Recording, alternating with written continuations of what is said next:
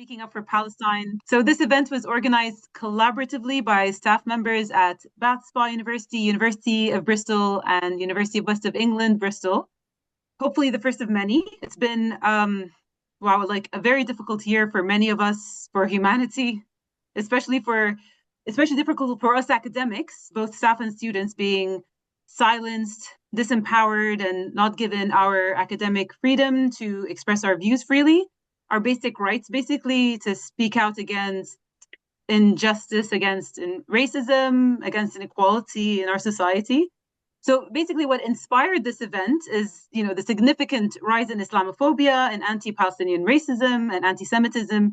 And that's predominantly due to spread of misinformation from the media. So this is why we decided to plan a webinar to educate people about the true meaning of anti-Semitism and spread awareness about Islamophobia and the nature of anti-Palestinian racism. And we are very lucky to have brilliant guest speakers join us today to help educate and inform us around these topics. So thank you very much, Dr. Narzanin Massoumi and Professor Rebecca Ruth Gould, for giving up some of your time for us this evening. So how we're going to run this? We're structuring it as a Q&A session, starting with Professor Rebecca Ruth Gould for 30 minutes, and then we're going to move on to Dr. Narzanin Massoumi for another 30 minutes. And then we're going to open it up to everyone. Actually, throughout the talks, you can add, if any question comes up, you can add the question to the chat.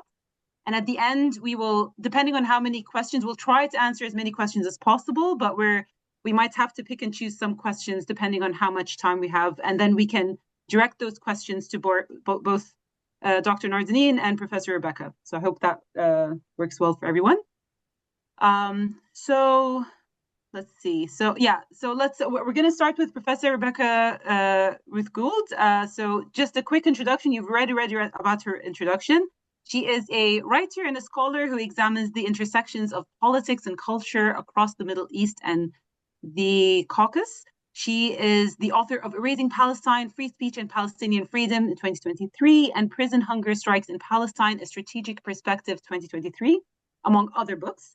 She also directs the Free Speech in Palestinian Universities project, which is funded by the Independent Social Research Foundation. And currently, she is Distinguished Professor of Comparative Poetics and Global Politics, School of Oriental and African Studies in the University of London.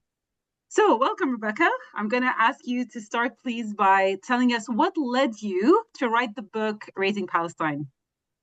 Thank you. And so let me begin by thanking everyone for coming and on this really important event. I understand there's a lot of events going on right now to call attention to the genocide in Palestine. As far as this book, which I have next to me, Erasing Palestine, it has very personal origins. I lived in Bethlehem in the West Bank in 2011, so that was quite a decade ago. And at that time, I was doing various things with my life. I just sort of learning about. I wasn't really a specialist of Palestine, but I sort of gradually became one. And then my life led me into different countries, different jobs. I ended up in the UK 5 years later. And I'm describing the incident that basically led to the book. A student at the University of Bristol where I was teaching, which has now become famous for its crackdown on pro-Palestinian speech or Israel critical speech, came across something I'd written when I was living in Bethlehem, and that was very critical of Israel, critical of the instrumentalization of the Holocaust to suppress Palestinian history. That became a kind of, very briefly, for a couple of, David Miller's a more famous case who came after me, but I was sort of at the center of a storm of controversy that I didn't expect to be. I was sort of, moving on and doing other things with my life. And it was a kind of awakening for me because I hadn't realized this was in 2016. I think the dates are really important. The UK had just adopted the IHRA the UK government had adopted the IHRA definition of anti-Semitism. It was in 2017, sorry. So they adopted it in December 2016. But at that point, no one really knew, no one had any kind of awareness of the risk that it posed. And I think there was a kind of ignorance or innocence about sort of the politics of speaking up for Palestine on UK university campuses. And I was one of those naive people. I didn't realize.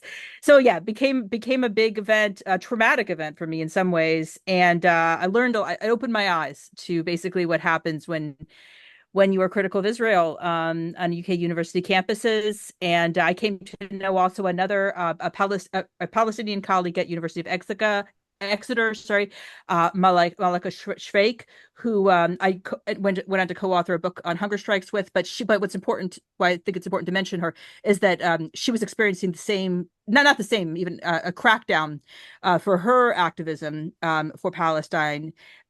She was being smeared in the media at roughly the same time. So I didn't mean to say that like what we experienced was the same, but the timing of these attacks were the same. Anyway, so I began to see all of these connections and realize that the media narratives were very misleading and deceptive, and a lot of sort of factual links that were shaping what was being said wasn't really being reported on. And so all of that, this sort of I became very consumed with trying to clarify what was actually happening, because at that point, like, there wasn't a lot of clarity. And Verso then asked me to write this book, Erasing Palestine, which basically, I mean, to put the argument in a sentence, would be that the strategies like the IHRA definition or other techniques to crack down on pro-Palestine speech, pro-Palestine activism is part of an effort to erase Palestine. And that, so the book was published in July, I think for July 1st, 2023. So that was just a couple months before October 7 and the Gaza genocide. Wow, the timing is very like, oh, the Yeah, timing of all of it is pretentious. very interesting. Wow. So so out of curiosity, because you're saying being critical of being critical of Israel, and I mean I'm sure there are a lot of context to this, but like, how, just maybe if you can tell us more about your experience of being labeled anti-Semitic and how that's Absolutely. linked potentially. So because a lot of people are complaining about, just by criticizing Israel, you are labeled automatically as anti-Semitic, which makes them not criticize Israel. But yeah. So if your experience of that would be great. Thank you. Yeah, sure. I mean, it was one of those things that you just sort of go through life not really expected to be accused of something, and then suddenly it was very much out of the blue. I mean, I'm of Jewish background. I don't really identify as Jewish, but I have ancestors who actually were forced to convert to Christianity under various discriminatory Wow. societies. Yeah. And so it just, and I actually maintain a pretty deep interest, I would say, in sort of what I would call the anti-Zionist Jewish tradition, people like Walter Benjamin. And I mean, they're absolutely foundational to how I see not just Judaism in Palestine, but just existence on earth. Like, it's so central to the things I care about in life, right? So I wasn't expecting to kind of get that accusation. Also, and another, reason why I wasn't expecting it is because as an American, I got my PhD at Columbia University. It was about I got my PhD a decade after Edward Said passed away, but there was that it was in his or the department that he was associated with. There was a lot of trauma memory about a lot of crackdowns there. I one of my PhD advisors also almost lost her tenure case because of a Jewish settler who was an alumni of the university trying to campaign against her. And so, but I thought that was a very American thing. It's something, about the American political climate. And I thought that the UK would be different. And I actually think it was different before I arrived, like in the 2000s. I think there was more freedom. But this IHRA definition was really a game changer. It really took the question of criticizing Israel. It incorporated it into what's sometimes called the quote unquote new anti-Semitism.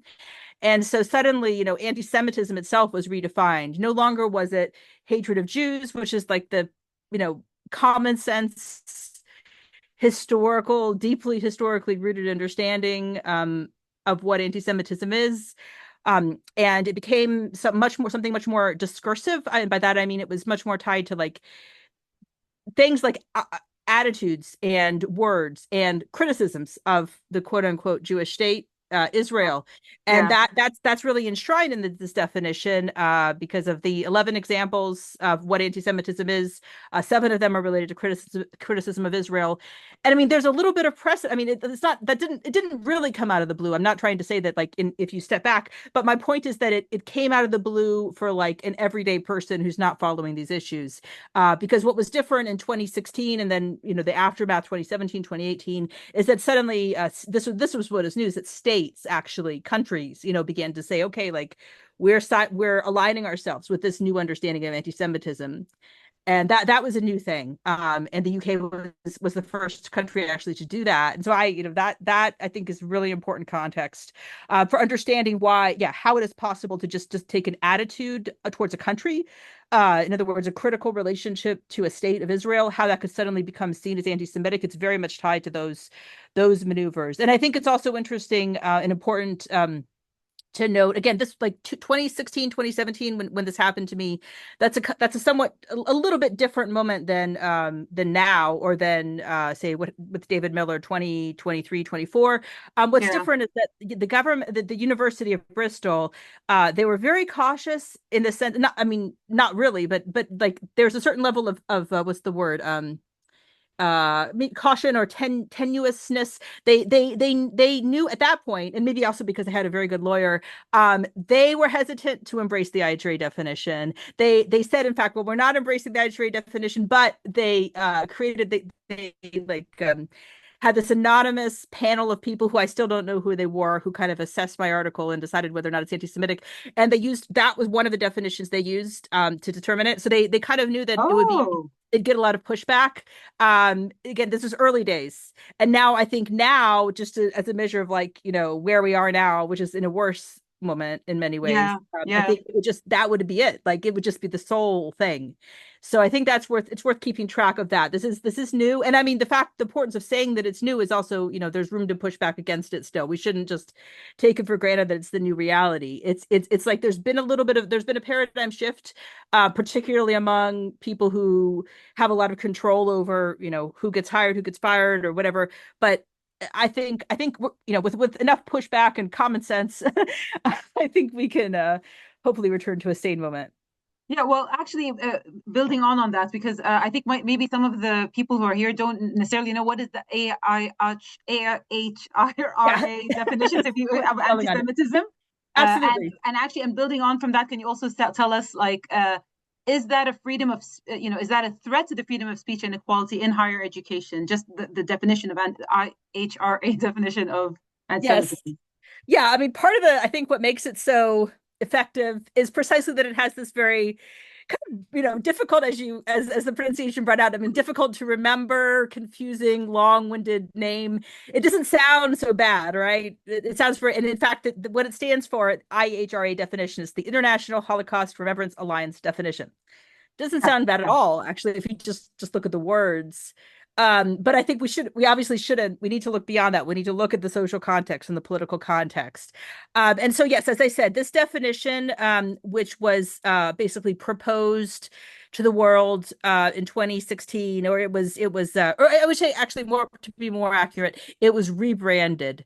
So there's another kind of previous definition called the EUMC definition. I mean, for people who really want to get into the weeds with it, it was a bit similar. It was kind of had a similar goal, but what's different is that it wasn't adopted by any state. It was actually What does it rejected. stand for? The EU, what does that stand for? EUMC, European Union Monitoring Commission. So it was kind Oh, of, but actually, I know this gets very nuanced, but what's weird about that is that it had an affiliation with a European Union organization. However, the thing that it's named after, the European Union Monitoring Commission, didn't actually adopt it. In fact, they refused to adopt it. So I mean, this is just yeah, you get lost in the weeds.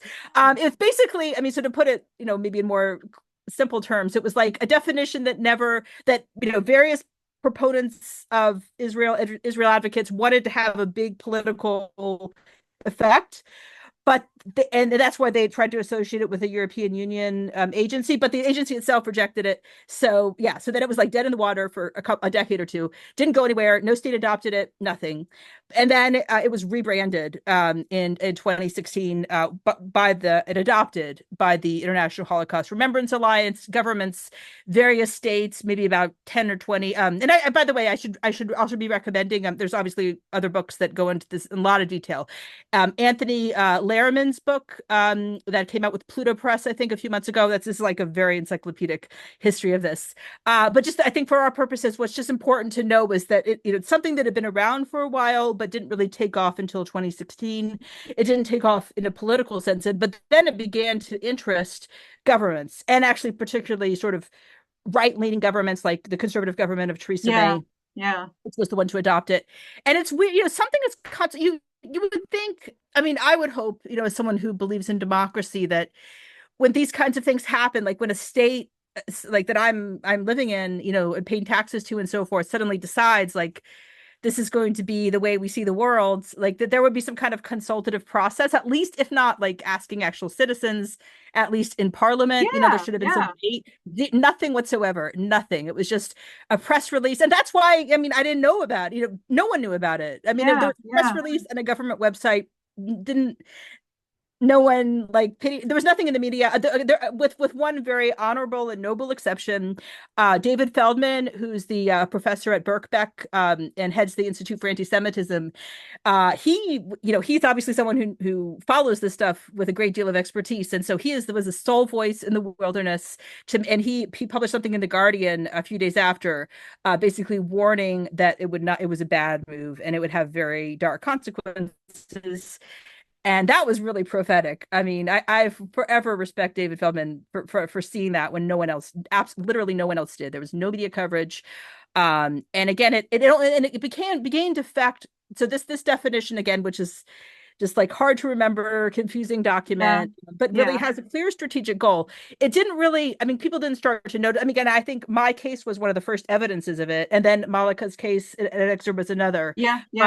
And then what was the other thing? And then it really began to matter in sort of everyday life for academics under Joe Johnson when he began. And I don't was Theresa May prime minister anyway? Whoever. Anyway, I think that was under Theresa May, began to write to universities and say, okay, so we've adopted this new definition. Now universities here, you also should be doing that. You also should be adopting it.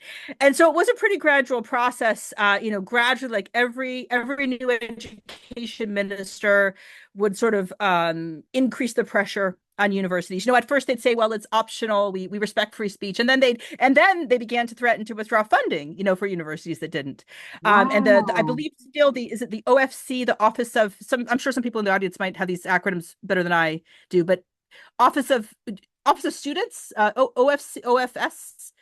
If anyone wants to correct me, feel free. But well, I don't know what it is, but I know what you're talking about. You know what I'm talking about? I'm sure someone else does.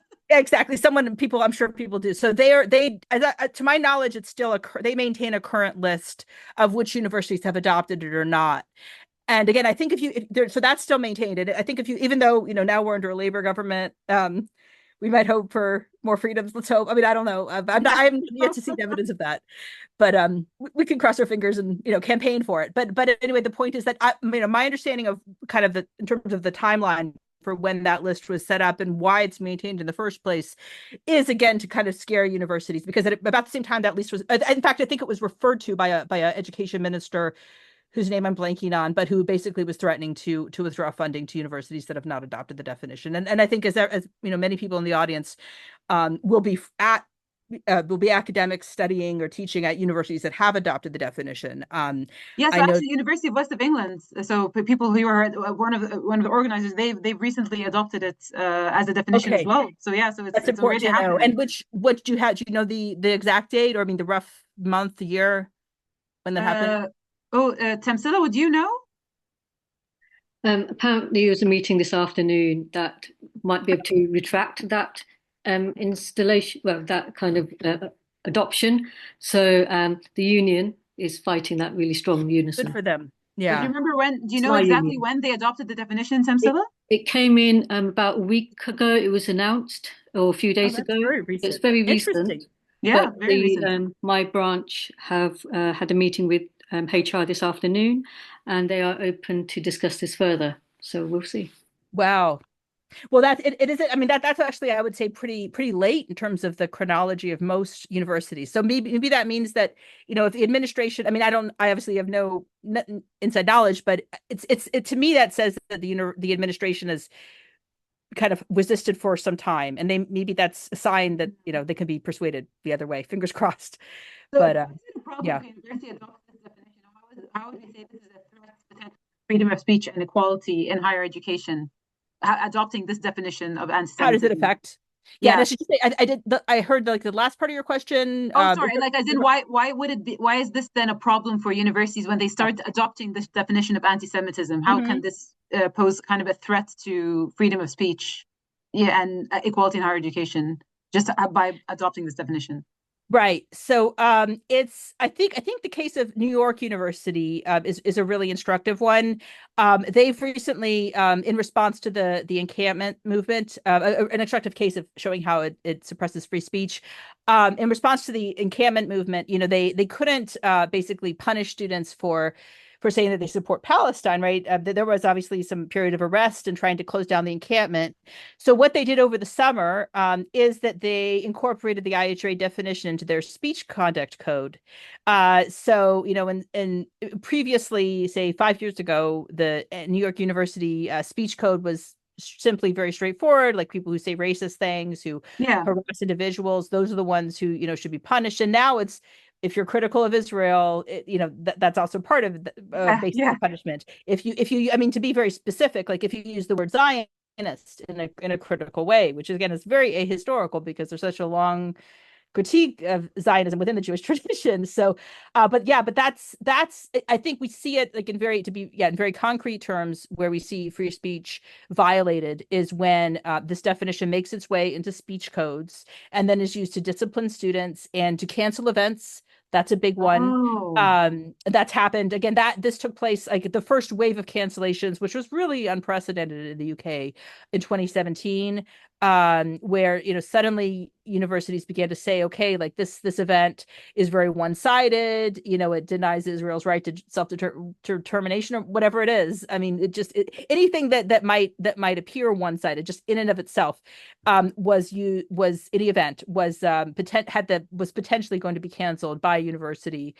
And the IHRA definition was sometimes directly cited, but it was pretty much always at the context for it. So I'd almost say that, if you want to look at someone who, works on literature, and I believe, when it comes to literary works, that it's a good idea to kind of just read text on their own because for their, beauty and so forth. But I think with something like the IHRA definition, or really with any kind of law, if you really want to understand it, you don't look at the words are important, but the context in which it's used, the way in which it's used, is really, exactly. That's the key. That's what you need to understand. You don't need to get worried about, what does IHRA stand for or that kind of stuff. Or don't. Even there's so many debates about, based on the text, but it's not, the text is not, the text is bad and it's not the core. It's not really what's dangerous about it. It's the way. And in fact, I think one thing I'd add that I think often is missed from the conversation is, as bad as the text is, one of the worst things about it is just this whole idea of like adoption in general. Because it's a substitute for a democratic process, right? We don't have, prior to the IHRA definition, there wasn't like a point of view, that's like adopted and then incorporated to speech codes and everyone has to abide by it. That's not a thing. It doesn't, so it even changed the meaning of like, where do you stop yourself? Where do you censor yourself? I find that the concept of adoption, like as I've already said, the UK government adopting a position and then censoring other people based on whether or not they ascribe to it, like that needs to have a democratic, needs to follow something, and it doesn't. And so even if it was the most wonderful text in the world, like it would still be terrible that we're just treating this as like a normal thing that a university can unilaterally decide to adopt something, or that's not, to me, that's not acceptable. And that's also part of the threat, I think, because then, once that is in place, it could be used for any kind of definition, or yeah, Exactly. it could be broadened out. And so one example also of where it is being broadened out, and it's still early days, I think, but where we see this kind of initiative taking place is like there's efforts in India, for example, or not just not more I mean among the diaspora, among like very nationalist Hindu thought, right-wing nationalists of India, or people of Indian descent, to kind of say, okay, like anything that's critical of the Hindu caste system, that's an example of anti-Indian, anti-Hindu rhetoric.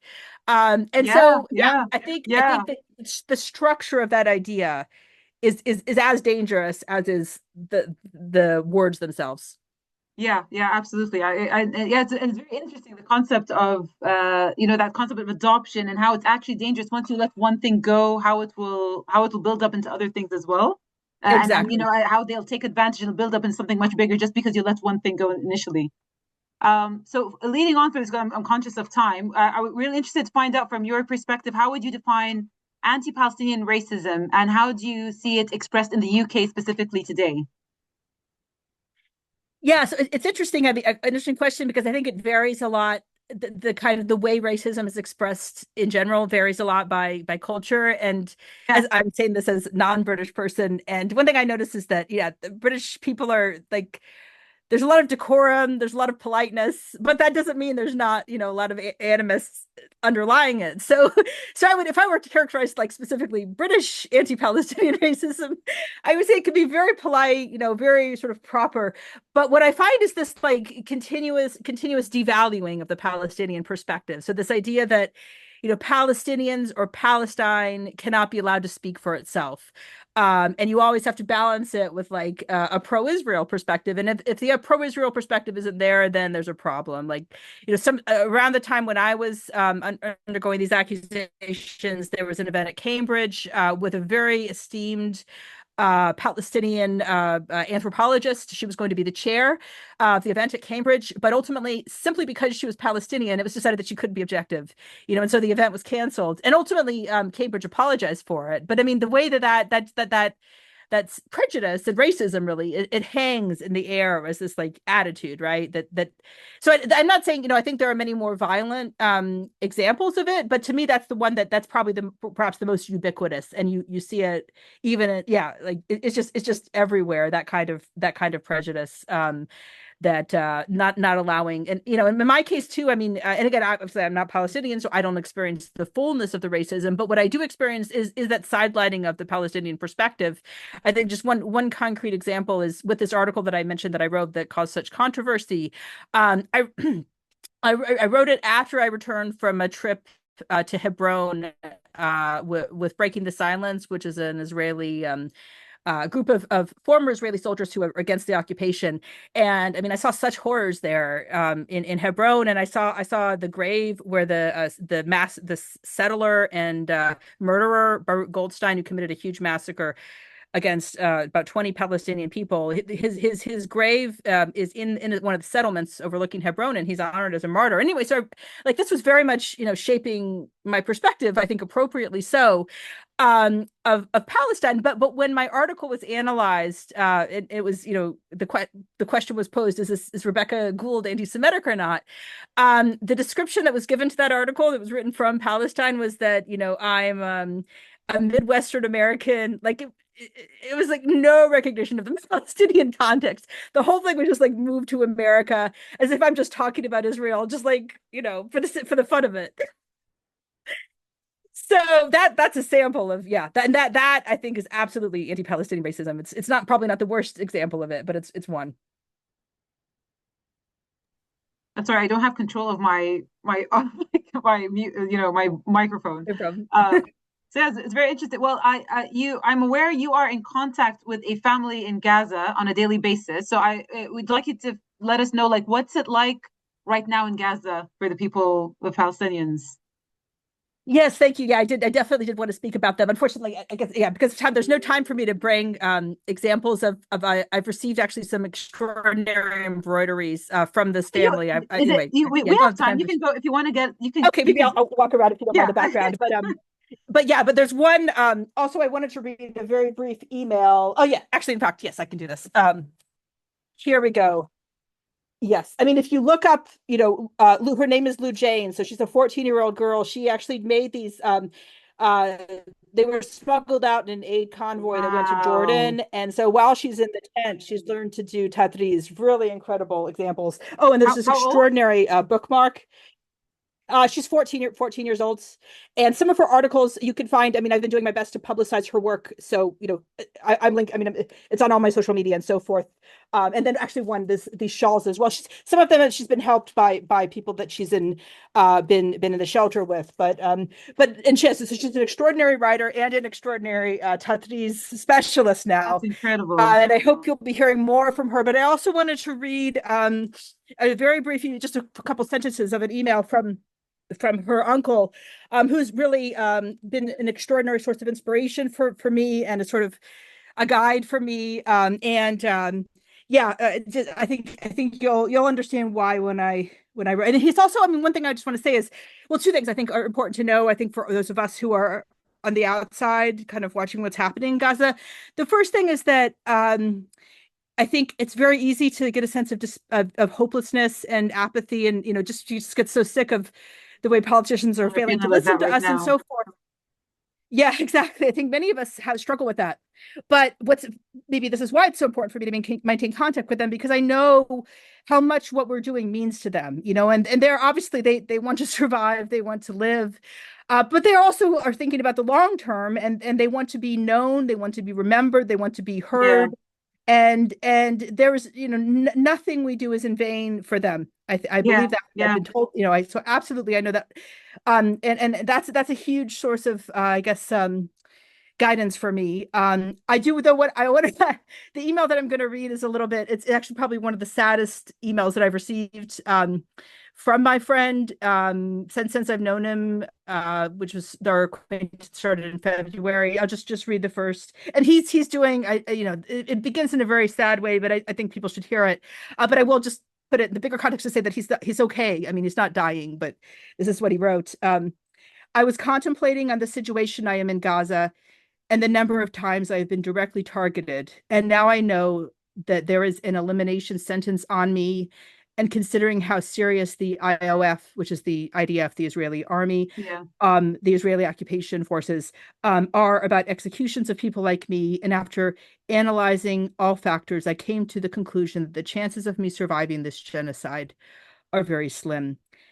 So that was the first time I ever heard anything like that from him. But with that said, I mean, obviously, and it's horrible to think about, but that's not a sign of giving up. That's just what they're dealing with. I thought that was important to say. Yeah, and I think because I have a lot of friends in Palestine, and this is, I think, for all of us, we've this is going on for so many years. Like everyone thinks October 10th, but actually for so many years. But for the Yep. first time, like this first time, I remember that when they first hit, like back in the war, this current war, when it first happened, everyone's like, oh, this feels different, like not like every other time, and it feels like, oh my, this is actually the end now. And Palestinians for the first time felt, wow, this is the first time we've seen so many people, millions of people around the world, Yes, and they had hope. Like this means that this absolutely. is going to end for us. Like this is going to be, like, I mean, I think like positive change. But then for Yeah, everyone here, it's like, oh my goodness, we've been doing this for 14 months, and exactly. We're already oh on my the God, end it's of getting it. Yes. worse. And I keep Yeah. telling everyone, I know it feels like it's getting worse, but if you give up, then that's the real end. Like you can't give up. And this is for the Palestinians themselves. This is amazing to see Mhm. all people around it. It means so much to them, even if That's a yeah wonderful they point. are. It is. We appreciate that it's not getting any better over there. But like if people don't give up, if people give up, that's the end. So we Yeah. shouldn't give up. Right. Absolutely. I mean, they've done it across many generations, so the least we could do Yeah. is, yeah, a couple of years. Yeah, Sure. exactly. So, well, that's beautiful, and so it's amazing. You should tell Jane like her incredible. What, 14 years old? That's Yeah, incredible. I wish one day she can like teach it for maybe have like a tatriz lesson for the that would children be here. That would amazing. be Yes. incredible. No, so that's beautiful. Thank you, thank you so much, Rebecca. That was incredible. Thank you so much for your insights and your Thank input so you. far. Thank you. My Okay, now pleasure. I'm going to move on to Dr. Narzanin Massoumi. So, I leading on from this, especially which everything happening especially, you know, the past year, every time there's something around the world, any kind of terrorist attack, it's the Muslims that pay the price.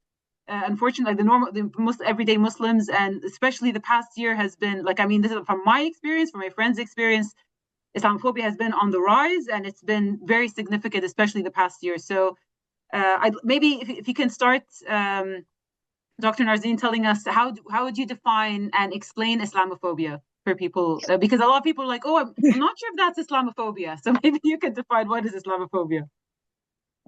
Can you hear me okay? Yes, we can hear you, yeah. Okay, so yeah, I mean, the first thing I'd say is Islamophobia is racism, and that we need to take it seriously as a form of racism.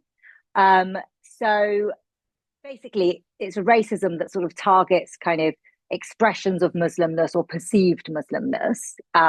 So whether it's the way that someone looks, the way they dress, their perceived culture, their name, etc. And my kind of, you know, those people who sort of say, oh, but it's a religion, not a race. I mean, you know, this is kind of like basic 101 kind of sociological understanding of race, is that, you know, race isn't race. Race is something that was created. There isn't such a thing as a race. Race is something that's created through social processes of racialization. So, you know, but signifiers, whether it's skin color or hair color or eye color or your culture, is taken to signify your membership of a particular social group, which is made inferior through certain social processes. And so historically, that's been the role of colonialism, slavery, etc. And, you know, imperialism has, you know, created, you know, racialized certain groups, and Muslims have been racialized over a number of different things, and particularly their racialization has been heightened in the context of the war on terror. So signifiers of Muslimness is kind of, you know, attributing them, you know, as a social group. And so religion has become sort of racialized in that fact. And kind of my understanding of Islamophobia has focused very much on the activities of the state, whether that's through imperialist foreign policy or through domestic counter-terrorism policy at home. Now, you know, Islamophobia, as I said, you know, a lot of people sort of deny that it's a racism. They kind of, you know, devalue whether or not it exists or not. And in official channels and in the mainstream media, there's a real reluctance to even, you know, acknowledge Islamophobia or even use the term, even when there's really, really obvious explicit expressions of it. That's you know, when we saw the kind of, even when we saw the racist riots on the streets in the summer, no mainstream media outlet even mentioned Islamophobia, which is ridiculous. And there is no official governmental recognition of what Islamophobia is either. Now, the Tory government refused to adopt an official definition of it. And the reason they refused is because law enforcement agencies said to them, if you adopt this definition, you will, because there's been a movement to try and create an official definition, and there's been various institutions that have adopted it and political parties, including the Labour Party. But when the Tories were in government, they refused to do it because law enforcement said, you know, if you do adopt this, it's going to make our job much more difficult. And basically what they mean by that is it's going to make it more difficult for them to racially profile Muslims, which is, you know, shows you where they're at with that. Now, the Labour Party, although they adopt an official definition of Islamophobia in their own party, they haven't adopted it as official governmental policy. So the government doesn't still have an official definition of Islamophobia, and there is pressure for them to do so. But not just about the official recognition, because I mean, although it has important symbolic value, it's not the key issue. One of the key issues that I'd say is, you know, it's actually today, or the point I would make is that it's actually the state that plays the most important role in the production of Islamophobia in society. And you know, in the UK, but particularly in the sort of last 20, 25 years, since the beginning of the sort of war on terror, the UK state has adopted, you know, a series of a kind of exceptional counter-terrorism legislation that has disproportionately targeted Muslims. And this has involved, you know, surveillance, detention without charge, extradition, even citizenship removal. And the UK counter-terrorism system is hugely inflated. I mean, it's got extraordinary powers. There's been, since 2000, there's been 15 acts of parliament with terrorism or counter-terrorism provisions. And just to give you some sense of the way that these operate in a disproportionate fashion, if you take one example of a particular draconian measure, Schedule 7 of the Terrorism Act, which is a measure that you can stop and search people at ports without any need for reasonable suspicion. Now, there's no data on religion for that, but if you are of Pakistani heritage, you are 150 times more likely to be stopped under that measure than if you are white. So that shows you the level of disproportionality that in terms of these measures, and the role that they play in kind of making a kind of suspect community.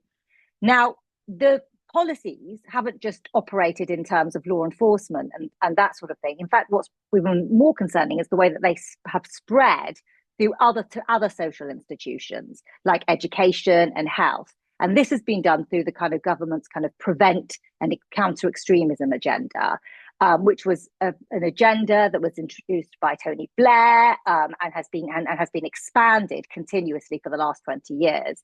And the aim of this kind of legislation is to target kind of these vague notions of extremism or radicalization. And these vague categories are pre-criminal, and it's on the idea that there's a kind of that there's a continuum between like radical or extreme ideas and whether or not someone goes on to commit an act of political violence. It was described when it was first introduced by the head of counterterrorism as the field in which terrorists swim. And these policies started with Labour, continued on the Tories, just accelerated. And we now have a situation where it is a statutory duty for public institutions, including universities, but also healthcare providers, social services, schools, libraries, that they need to prevent people from being drawn into terrorism. And this means that, public sector workers like doctors, nurses, teachers, and uni lecturers need to look out for signs of radicalization in their service users. And since this statutory duty has been introduced, 20 people a day are on average being referred to this program. And many of these almost are children. Children as young as 3 have been referred. People have been referred for all sorts of spurious reasons. And people are told in implementing this policy to trust their instincts, to follow their gut feeling when looking out for signs of extremism. Now, it's no surprise that if you're encouraging people to sort of rely on their sort of baseline common sense ideas alongside these vague ideas of extremism and radicalization, that these are going to have racialized outcomes, and this is going to disproportionately affect Muslims. And this is, very worrying in terms of kind of participation in social life. Now, I've got a lot more I can say about that, but I'll let you move on. As young as 3 years old was referred to this program. That's insane. The notion to go with your gut as well. Like, so you're encouraging people to follow their stereotypes and prejudice. That's crazy. Exactly. It's absolutely absurd. It's absurd. Yeah. Well, from based on your work in this area, how would you then what would you recommend the steps would be then to combat Islamophobia? I think firstly, you have to recognize that Islamophobia is a form of racism and take it seriously, like other forms of racism. So that's important because people on the left haven't always been that great at acknowledging and understanding Islamophobia. Now, in the UK, the left is a lot better than in, say, France acknowledging Islamophobia, but I still think that there is work to be done. So I think that we need to make it clear that this is racism. The second thing is, I think that building the sort of anti-imperialist movement, building the pro-Palestinian solidarity movement has been really good in terms of a kind of global solidarity that has kind of combated the sort of dehumanizations of Muslims worldwide. I think the thing that it's important to do is to oppose the development of these exceptional legislation, this exceptional counterterrorism measures.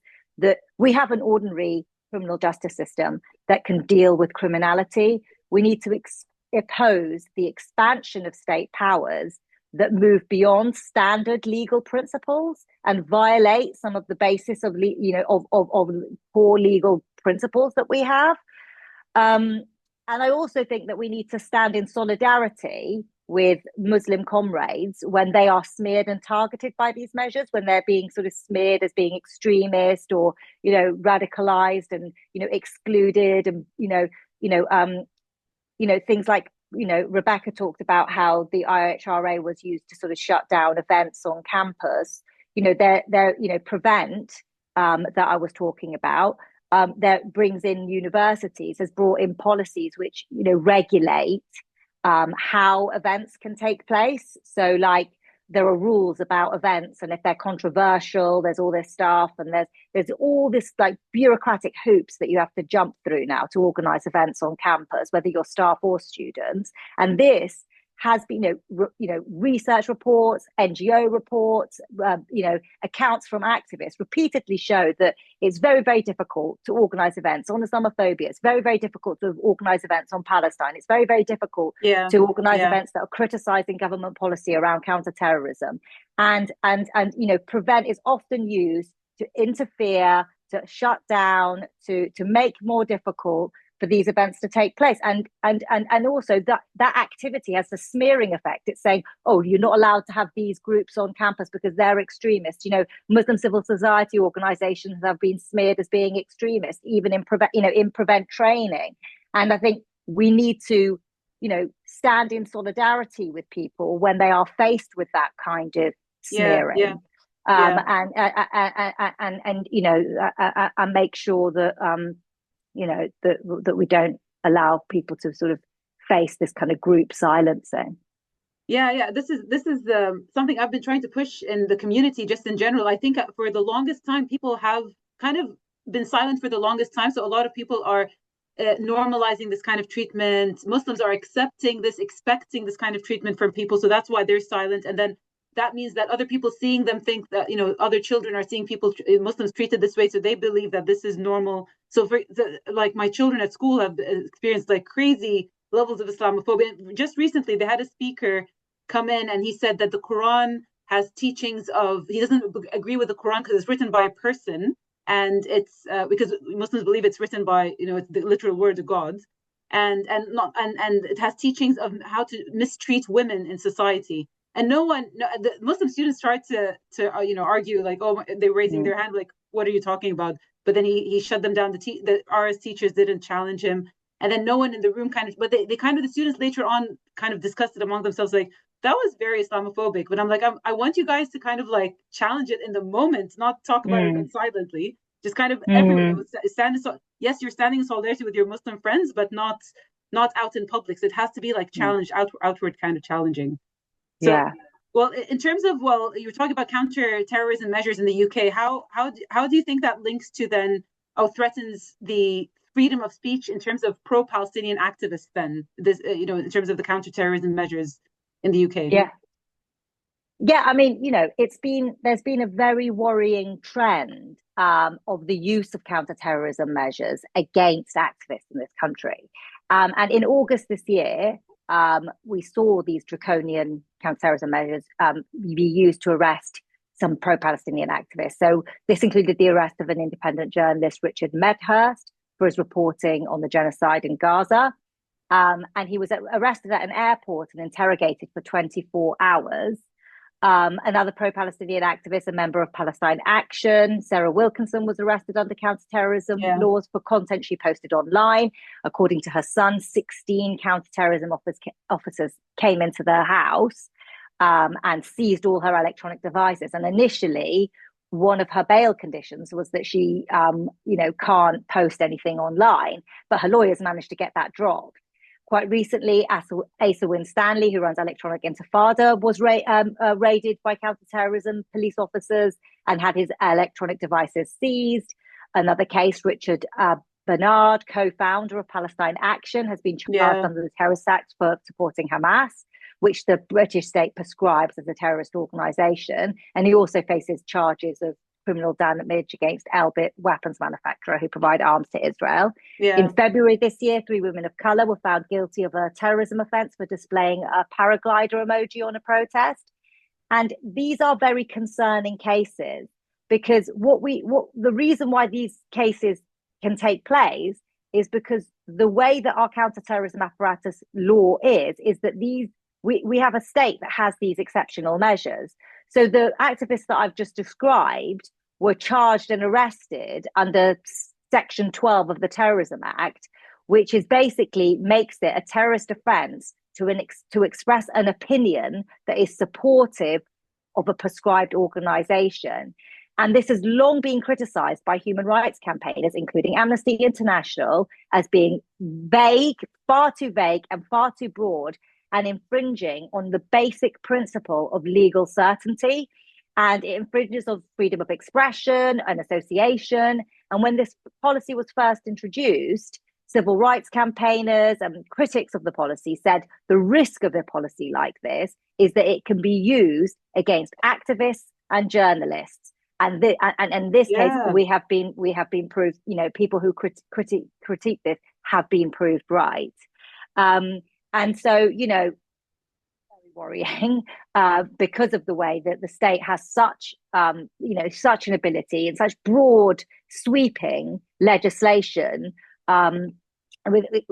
which are, with such vague terms of offence that it can be deployed in this way. Well, how are they getting away with this then, when it's clearly a way of control and a way of silencing? How is this even possible? And is that, like, why is it not easily challenged then, and change of policy just by normal procedure of complaints? And I think it's an intimidation strategy, isn't it? So I think one of the things that it's the sort of the use of these measures is to smear and intimidate, because being charged with a terrorism offence is quite a smear, and so it's kind of hoping that people will be like, oh, they're dodgy, or that's a bit scary, because it does that, and also intimidates people, not just the people that it's targeting, but the people in general. It's like, well, if you raise your voice, you could be subject to these sorts of measures. So it has that sort of chilling effect that you were describing, whereby you suppress. But the thing I would say is that using such repressive tactics, why is the government resorting to such repressive tactics? And that's been partly because of the success of the pro-Palestinian movement. Because of the, because why do they have to resort to this? And that's because the pro-Palestinian movement is winning the argument. It's winning the political argument. It's winning it's winning the public opinion is with the Palestinians. And so, kind of illustration that they're worried about this movement in the sense that the movement has been successful, and I know, it feels depressing sometimes because the situation is so horrific, but the pro-Palestinian movement has sustained an incredible kind of, it's incredibly widespread, and it's sustained in terms of its sort of momentum and strength, etc. So do you think these measures have kind of been always there, but they've been strengthened recently with just the past year, with the rise in the strength of the pro-Palestinian movement in the past year? I know. I mean, they've been introduced before this year. Yeah, but do you think it's kind of used? Is there a difference between before and now, just because of what's happening? Well, I mean, the use of these, those arrests that I just described, that's, that is quite a shocking development. That is a shocking development. In terms of, say, it'd be hard to say without doing some sort of serious research to examine it. Yeah. But I do know that sort of anecdotal reports on, for example, university campuses around kind of organising around sort of Palestine and things like that prevent has been difficult. But I haven't done any actual kind of research that could kind of really unpack that. But certainly it'll be interesting to see whether just the difference before and after. Well, so in terms of pro-Palestinian activists, what would you say are, just reflecting on everything you've said so far, would you say the challenges that the pro-Palestinian activists in the UK have? And what are the opportunities they have? So what are challenges and the opportunities just today in the UK? I would say that the pro-Palestinian movement has faced unprecedented obstructions to organisation, including the use of draconian measures, including some of the things that Rebecca had spoken about. And like for example, just to take some examples, like the national demonstrations. There's been around 20 national demonstrations since October last year, which have been entirely peaceful. But despite that, the organisers of those demonstrations have faced like prejudicial and obstructive policing. One recent demonstration, the police put some sort of bizarre last-minute demands on the demonstration to make it kind of very, very difficult for them to organise. And it was through defiance of the organisers and MPs and trade unions that forced the police to back down at the last minute. There was the whole like Suella Braverman kind of hate marches stuff. Again, the movement stood strong. And there was nearly 1 million people on the streets. But there's also been examples of trying to. I gave you some examples about how they've used counterterrorism measures against Palestinian activists. But there's also been other ways in which kind of intimidation has been used. So the case of Maria Hussein, who was found not guilty of a racially aggravated public order offence for holding a placard. So she was charged with basically this really serious offence for holding a placard on a pro-Palestinian demonstration, which had Rishi Sunak and Suella Braverman displayed as coconuts. And then she was charged with this really serious offence after she was put on this horrible right-wing blog called Harry's Place, which is basically set up for the sole purpose of smearing leftists and Muslims. And the police charged her with this offence, and as a result of that, she lost her job as a teacher. She was vilified in the press, and she had to stand trial while 9 months pregnant. Wow. Now, and this kind of thing, this kind of intimidation, as I said, it's a kind of way of trying to sort of smear this kind of trying to discredit a kind of group through this kind of smearing tactics, and also for her, some serious consequences for her life. Even though she was found not guilty, what kind of ordeal that she went through for holding a placard on a demonstration. Now, as I said before, why are they resorting to these sorts of repressive tactics? It is demonstrates the need to use these repressive tactics demonstrates the strength of the movement. And I would say in terms of opportunities for pro-Palestinian activists is that we just need to keep building. The movement for solidarity is incredible. It's sustained a huge it's been a huge movement that's sustained over a serious period of time. And we just need to continue the protests, the actions, the school strikes, the workplace solidarity, and public opinion is with the Palestinians, and at universities, what we need to do is keep mobilizing for divestment. Our Palestinian colleagues are facing scholarcide, and there's no place for funding that can anyway contribute to that, and it's really important that we continue that pressure. We support our students in their encampments, and we support, we keep building the movement, really.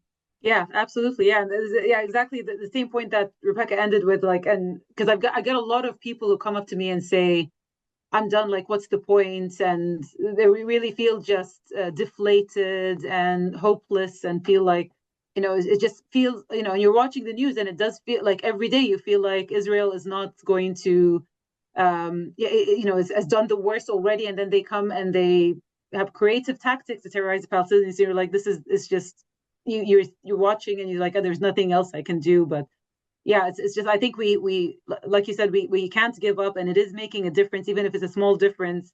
In the long run, it is going to make a difference, and we just have to keep on going and not give up. Exactly. So thank you so much, Dr. Nars. That was really, really insightful. Really, thank you so much. So now I'm gonna go back to questions.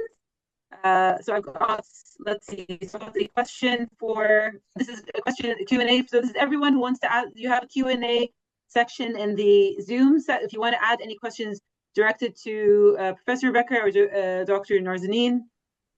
So we've got here for Rebecca, Rebecca, is there a need for a definition of anti-Semitism as distinct from anti-Jewish racism in academia? And if so, what should it be? Yeah, so oh wait, am I muted? No, I'm not. It's a important, challenging question. I think the short version would be no, but I'd say why I'm against. I have as I think I kind of outlined, I think there's always going to be problems when you're talking about adopting a definition because there's a power structure there, power hierarchy. It's almost always going to be problematic. But in this particular climate, where I think there is a strong need to push back against these censorious definitions or things like prevent as well, definitions can have a strategic value. I mean, just as they had the IHRA, it has a strategic value for people who want to defend Israel, right? So I think we should be using that power and that potential, right, of definitions to counter it. We have to, but we should also recognize that there's a problem with the idea of adopting definitions because we could see how they when they're incorporated into institutions and structures and administrations, they could always be used to silence people. So I have like this kind of a dual answer. I think in terms of really like specific and concrete strategies and tactics, some of you may have heard of the JDA, Jerusalem Declaration of Anti-Semitism, which has people or it must be familiar, I think, to some people. And so basically the idea of this was, I think it was created or introduced into the world by scholars of anti-Semitism maybe about a year and a half ago. And they did it to push back against the IHRA definition. So I think it's a very good strategy and tactic. And, they try to separate criticism of Israel from anti-Jewish hatred. Totally necessary. And it's also notable that it's called the Jerusalem Declaration of Anti-Semitism. So there's nothing about definitions in the document. Yeah. And I think the scholars understand. So even, they understand that there is something a little bit problematic just about this whole idea, this whole definitional thing. They don't want to reinforce that, but they know that we need something to counter the IHRA definition with. And so they've I believe Open University is one university that has actually kind of total contradictory fashion, right? They adopted the IHRA definition, but they also adopted the JDA, which is like totally in contradiction of the IHRA. So, that's better. And I understand like it has a strategic political value. I also think, I've mentioned David Feldman before. He's very a scholar I really respect on the question of anti-Semitism. I mean, he understood the danger of the IHRA. He helped to author this JDA. They're not the group of people who is behind this Jerusalem JDA. They're not trying to like they don't want it to be used as a tool of censorship. They just want to counter, the hegemony of the IHRA. So I think in this present political moment, I suppose the answer is yes, we need something to push back against the IHRA with. But I also think, we shouldn't forget that that really if the goal is really, leaving aside the political struggle, I mean, if we really want to like deal with anti-Semitism, I don't think that's going to happen through a definition of it. It happens through, and that's true of many racisms, right? It happens through education, through talking, through critical discussion.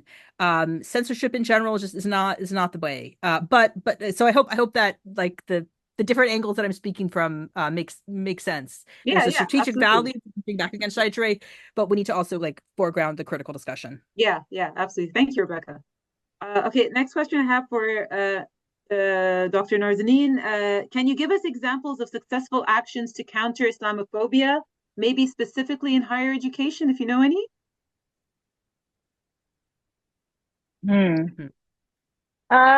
Well, I can actually, but I mean, a few years ago, there was quite good. Basically, the NUS used to have a NUS Black Students Officer. They got rid of it, which is terrible. And they also had the president was Maria Boitier, who was really good on kind of Islamophobia. She experienced a lot of Islamophobia herself. And there was a really good campaign, like when Prevent had first come in effect in higher education. And it was kind of like, a sort of campaign to sort of prevent, basically. And it was really good, and it built a lot of had a lot of events of all sorts of kinds. It built connections across across universities. There was all sorts of different aspects to it, from kind of protests to kind of events to conferences to really good sort of social media awareness reports. They even did research and stuff like that. And I thought that was really good in the sense of, reclaiming the sort of space through sort of of the university, for saying that, this sort of, because it meant that there was awareness of these kind of silencing measures, and kept the kept that space kind of open through the fact there's sort of like confrontation with the policy, basically, and that I thought was really good. I thought that was actually a brilliant campaign, and it was active for a number of years. But unfortunately, I haven't seen such activity so much in recent years around that particular issue, because for a variety of reasons. But unfortunately, sometimes it becomes normalized. The prevent the sort of thing. But recent student encampments, they've been an impressive, a movement, and sort of literally reclaiming that space of the university. And I think they've been fantastic. Yeah, absolutely. And actually, Rebecca, I had a quick question for you, leading on from student encampments, and because you were saying there's you were talking about differences between, you expected there to be a difference between America and the UK. So why could you elaborate a bit further on that? Well, I think there's more, certainly in politics. I know it seems very, very bad here in the UK, but you should see. I mean, look at U.S. politics. Look what's happening in Congress. Look the kind of stuff they're voting for. It is like the political atmosphere towards Palestine, and it's just incredibly toxic. Significantly more so than in the UK. I mean, the UK is terrible, but I mean, it's worse, and it's been that way. I mean, it's actually been that way since the creation of the State of Israel. So there's such a deeply entrenched prejudice. How can I put this? There's this kind of deep identification, and I know we could say this broadly about the way the British Empire identifies, also with the British Mandate and so forth, the creation of the Balfour Declaration. Yeah. But you could also say that I think that the in terms of U.S. history, there's I would say it's even deeper, that the identification with the State of Israel, just in terms of everyday discourse, in terms of, just ignorance about the world. So as someone who was raised in that society, yes, that's the world, that I kind of was used to, and I think that there is more. Perhaps, maybe it's also because of the British politeness. The racism takes place in such a. I mean, I know it seems like I'm just giving some national characterizations. Obviously, there's errors in that, but I think there's a tolerance for just really, really violent and crude racism and anti-Palestinian racism. To the point of killing and murdering Palestinians, that is normalized in the U.S. And so I hadn't, and so that hadn't been the case in the UK. There's simply, there were no examples of. I did the research, there are not examples. Maybe I don't know if others Narzanin knows of examples, but I'm not aware of examples of academics being censored for Israel critical writings or speech prior to the adoption of the IHRA definition. I don't believe there is any such example. And there are plenty. There's an example of Stephen Saleta, for example, who was dehired or fired several years before. So yeah, I think if we look at it historically, we can see this as a kind of a new trend, and maybe aligned with Prevent as well. Yeah. Okay, well, thank you for that. I have a question for Narzanin, if you can give us, how can we better challenge the limitations on our freedom of speech as academics? Well, good question. First, I'd like to sort of remind everyone that we also have other legal frameworks. There's all these horrible legal frameworks, but we have some good legal frameworks that we can rely on for legal protection. So, there's the Equality Act. And so, the Equality Act protects us for our various characteristics, so particularly if, there's all sorts of, important dimensions of that. We're actually protected legally for academic freedom. We actually have quite strong legal protections. And the legal protection for academic freedom is actually a stronger legal protection than the prevent duty, because the prevent duty is to pay due regard to preventing people becoming terrorists or whatever, to prevent people being drawn into terrorism. Whereas the university is actually required to protect our academic freedom. So there are legal protections, and the case that Rebecca mentioned, the David Miller case, there's anti-Zionist views are protected as part of the equality, as a protected belief in the Equality Act. So there are legal protections that we can rely on. Now, that I'm not someone who just sees the law, because the law is how it's deployed and how it's interpreted and how it's and politics plays a role in that. But it's just people should know, to have confidence that there is a legal framework to protect freedom of speech with regards to this. And then but I think the most effective way of kind of being able to sort of realize those is by acting collectively, because when we are isolated, we're much weaker. And when we are in solidarity with one another, when there's more of us sort of raising our voices, if you're like the sort of the only few people that are sort of talking about this stuff, you're actually putting yourself in a vulnerable position. But you need the solidarity of one another. They can't sack us all. And so I would say that it's about being confident, knowing that there are legal protections, but also being confident through the building of our movement and strengthening of our movement. And I think that's the most effective way of protecting our freedom of speech. Absolutely. Thank you, Narzanin. If I could just add a sentence. Go ahead. Yes, Rebecca. I just a plug for European Legal Support Center. Just, I think anyone who faces particularly anything related to Palestine activism, any kind of suppression or attempt to suppress their speech, or even hears about it, it's a pro bono organization that defends pro-Palestine activism in the UK and Europe.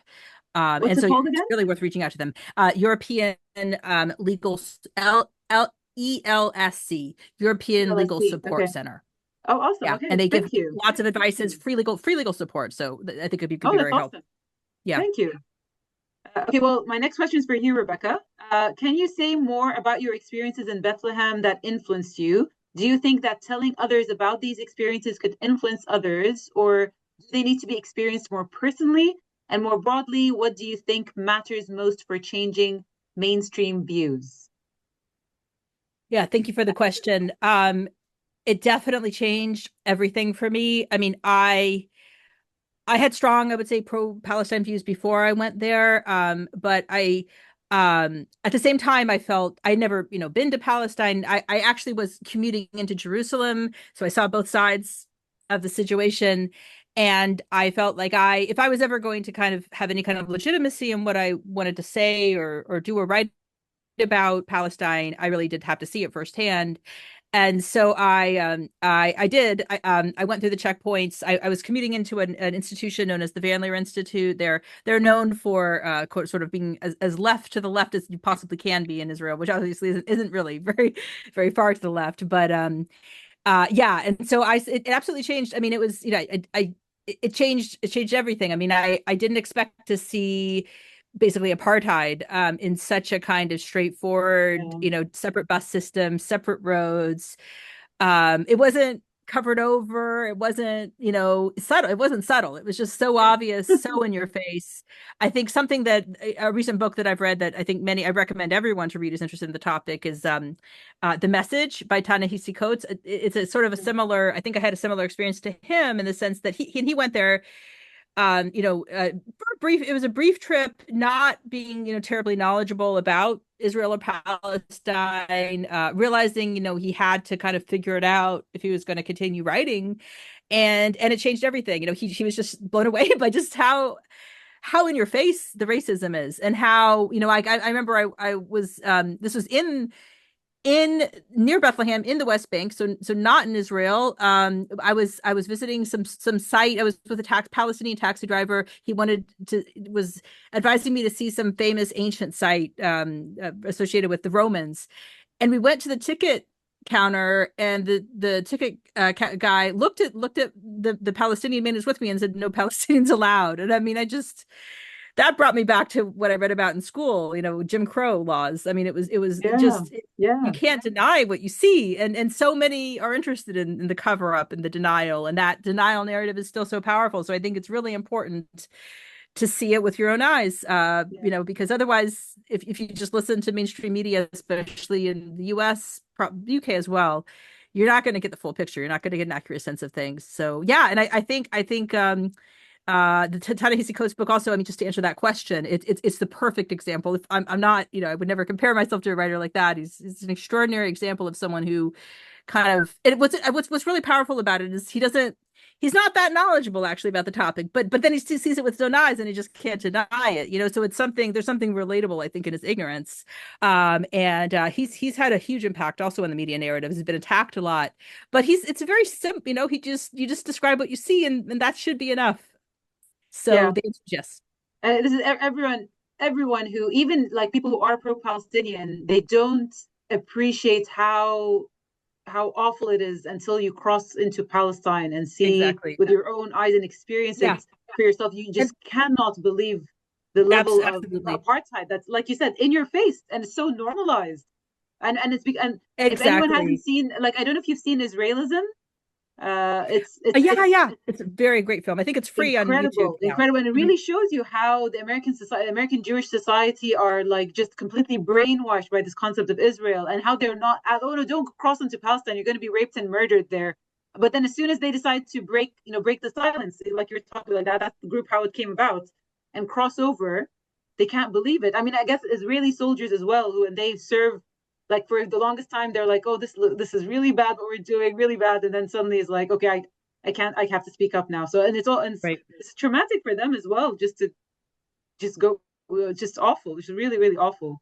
But yeah, thank you for sharing that. I have a question for Narzanin. Is there a well-recognized definition for Islamophobia? If there is or isn't, what is your opinion on even having a definition for it, as there have been arguments it could be counterproductive to Muslim communities?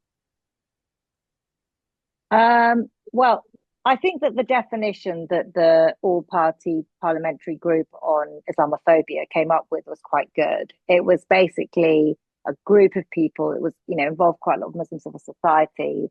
There was a few MPs who were sort of sympathetic. And they're based on quite a lot of kind of academic research on Islamophobia. They came up with a definition, and the exact definition is something like Islamophobia is rooted in racism, whereas I would say it is racism. But let's say it's something like, I think the definition is Islamophobia is rooted in racism, based on and targets Muslimness or perceived Muslimness or something like that. And I think it's quite a good definition. The thing about is it useful? Well, I think that these things are kind of complex, aren't they? Because there's often it's usually whenever that it's like things like kind of hate crime legislation or something like that, or hate speech legislation and stuff. It's often used against it's the first thing it's often used against is the minorities and the left. Yeah. So I'm sympathetic with the arguments that it could be, is it useful? But I think it's kind of like thinking about it in terms of strategy and a sort of strategic thing. And it's like whether or not this has strategic value. And I think at the moment, given the situation of the sort of really sort of the level of state-based racism that we have, that something that we can use strategically and symbolically to sort of draw attention and highlight and and pull that apart and find in the way that sort of equality legislation can be used and whatnot. I think it can play a role. I don't think it should be the focus of our movement. I'm a more of a bottom-up movement focus myself. My focus of the movement shouldn't be on the definition. It should be on kind of building solidarity, building a broad-based movement, identifying the issues and sort of et cetera, et cetera. And also, I don't believe that, the state is the source of, they're not the ones that are going to get rid of racism, because they're the ones that are doing the racism, so you don't rely on the state to do these things for you. Actually build a movement that, that challenges the racists. You build a movement on the street. When the racists in the summer, the racist riots were happening in the summer, it wasn't the police that helped get them off the streets. It was the fact that there was huge mobilizations of people all over the country who were saying, no, we don't accept racism. That's what meant that they were no longer on the streets. So, I'm not one who believes that the one should sort of create definitions of the state, and the state can then kind of get rid of it. But I do think that there may be a role, and it can have symbolic use, but definitely wouldn't be the focus or the priority. And I've got no illusions that it would be the state that could help deal with racism. Yeah, absolutely. Well, following on from that, we just got a question here. A question to Narzanin about the overlap of Islamophobia and racism and police practice. I was involved in a neighbor problem in the community where a Syrian refugee was falsely accused by a neighbor of being seen handing a sword to his friend. I was interpreting for the Syrian family with the police, and they expressed they feel this was racism, hate speech, and the police just shrugged it off. What is the authority to define, classify Islamophobic racist acts in such a context? Yeah, well, that's a point in a sense. So that does follow on from what I was saying in a sense, because without an official recognition of racism, there was any sort of legal means, without an official recognition, I mean, you would be able to challenge that because that's obviously racist, and you'd be able to challenge it in other ways. But it would be easier to kind of draw attention to what it was if there was an official recognition of what Islamophobia was. And so in that sort of sense, it can be useful strategically. But I mean, basically, the police are racist. I mean, the police, holding police account for racism, whether it's against Muslims, whether it's against Black people, has been historically a very, very difficult thing. It's very rare that they are faced any kind of, they shrug it off. Even when there's been, deaths in police custody, it's very, very hard to hold the police accountable for these sorts of things. And so, it's appalling, and it doesn't mean that we shouldn't continue to pressure the police and highlight the cases where such kinds of racism happens. But yes, definition could be useful in that regard. But again, where our strength comes is from a bigger, sort of broader anti-racist movement that can win the argument, and to show the ways. I mean, take for example the George Floyd situation. It was the global Black Lives Matter movement that forced the accountability and the fact that he was charged with murder. Without that movement, that wouldn't have happened. They just wouldn't have happened. And so so it's like, take that as an example. That's kind of what we need to be like trying to develop. Yeah, absolutely. Thank you, Narzanin. We've got a question for both invited speakers. How strategic might be the act of learning, especially around context of Middle East decolonization and with Palestine settler colonialism? Might reading groups or study groups be important now to work through any apathy to continue solidarity?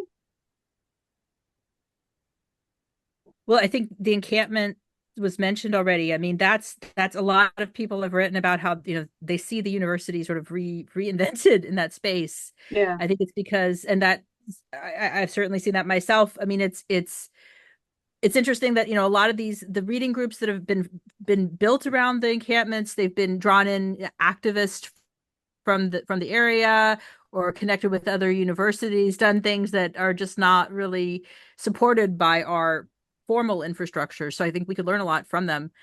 We could also learn from the way that right now in Gaza, Palestinians are continuing their education. They're studying for MAs. It's incredible. In connecting with West Bank universities, distant learning programs have set up. I think we should be connecting with those movements as well, contributing to them. I mean, there are various initiatives underway. So yes, I think the context that needs to change is just this idea that it's the UK government that determines what we should be reading. I mean, that's the context. It's like the institutional context absolutely should change. Yeah, absolutely. Yes, thank you, Rebecca. Narzanin, you would like to add to that as well? No, I haven't got anything else to add. I just agree with what Rebecca said, and yeah, absolutely, there is certainly a role for that, and yeah, I agree. The student encampments kind of have demonstrated that. Exactly. Yeah. Yeah. Okay. So we're coming to the last 3 minutes. So maybe so this is the question. Maybe both of you can end on.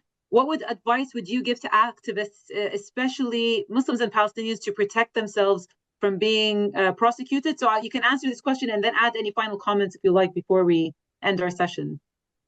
Either one of you can start. Can we start? Can we do Rebecca and then Narzanin? Sure. Yeah, so I think something I've been thinking about, I haven't really dwelt on in what I've said so far, but also really was communicated to me by Narzanin's comments. I think something that both of us are kind of both thinking about and very concerned with is just the way the state perpetuates racism, and that raises the question of, and often sometimes it does so under the banner of protecting society from civil disturbance or whatever, but it's really what it's doing is perpetuating racism, and sometimes it does that through definitions or whatever, through other kinds of, so the point is that the counter technique, the one way of resisting that throughout time and history, that is the most effective means is really by thinking about free speech. And I'm really aware that as a kind of ideology or a kind of principle, it has been so discredited, because it's been overtaken by right-wing movements. But I think if we think historically about what is free speech meant, like in the 16th century, the 17th century, in Islamic societies as well, I mean, it has been the ability to resist the state, to speak out against the state. And we should reclaim that heritage. I think needs to be reclaimed. It doesn't have to be, I mean, I totally understand that the society in which we live tends to assume that like only white people have free speech or only right-wing conservatives get to be worried about, but I think that narrative should be rejected, and and in the end call and use the ELSC in that struggle. Yes, absolutely. Thank you, Rebecca. Yeah, awesome. Thank you. Narzanin? Yeah, I mean, I'd sort of say something along the same sort of sentiment, is that it's kind of building our free speech from below rather than a sort of top down, because the thing is, like, say for example at universities, you've got all these kind of measures that are like free speech that are kind of very sort of right wing and corrupting, and trying to impose on students who they should invite and shouldn't invite to speak at their events, and at the same time sort of democratic structures within universities are being taken apart, whether it's through Prevent or whether it's just a general eroding of democratic structures. Like, so for example, student kind of positions are increasingly, student political positions are increasingly appointed rather than elected. Student union kind of voting structures have been, over the last sort of 20 years or so, have become less and less democratic, and that's been imposed from a top-down basis. So it's about kind of building our democratic spaces, and the most democratic spaces are in our movement, where we come together, and that's where the sort of democracy, freedom of speech, our collectivity protects us from the kind of incursions that are taking place on our free speech and our associations and our political activity. Agreed 100%. Okay, well, this comes sadly to the end of our session. I was really enjoying this. This is an incredible event. Thank you so much to both Rebecca and Narzanin. Your input was incredible and very educational. I hope everyone as well in this session found that really useful, and they took something from this today, and they're going to take it and use it for more solidarity and more work towards, not just for Palestine, I think for anyone who's suffering against injustice or racism or oppression or and any kind of wrongdoing. This is your way to, we are better in numbers, so we should, and hopefully this is one of many events moving on from this. So Once again, thank you, Rebecca and Narzanin. Thank you, everyone, for coming to today's event. And hopefully you'll see you around soon. Thank you very much. Have a good evening. Thank you. It's a pleasure. Thank you.